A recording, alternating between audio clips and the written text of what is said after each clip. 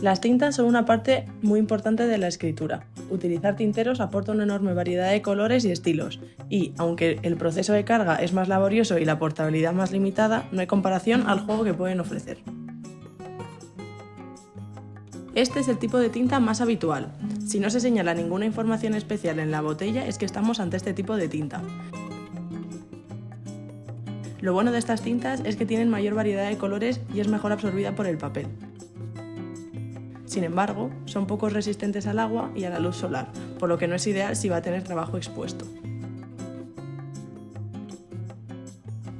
Las tintas pigmentadas obtienen el color de partículas insolubles, lo cual garantiza una mayor permanencia frente al agua y el sol.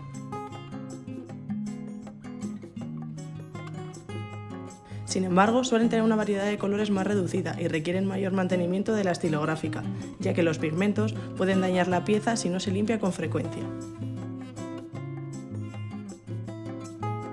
Implica la facilidad con la que la tinta recorre el mecanismo de la pluma hasta el papel. Mayor fluidez, también llamada humedad, más rápido llegará la tinta, provocando una experiencia de escritura más suave. Habla de cantidad de colorante que tiene la tinta. Una saturación alta proporciona un color vivo. Las tintas con gran saturación suelen tardar más tiempo en secar.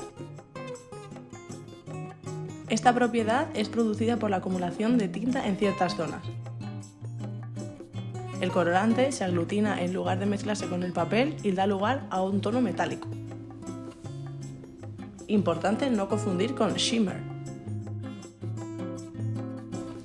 Es un tipo de tinta con partículas metálicas agregadas que hacen brillar la escritura. Se recomienda utilizarlas con plumas punto ancho que permitan un flujo generoso sobre el papel. También es importante realizar una limpieza de la pluma tras el uso.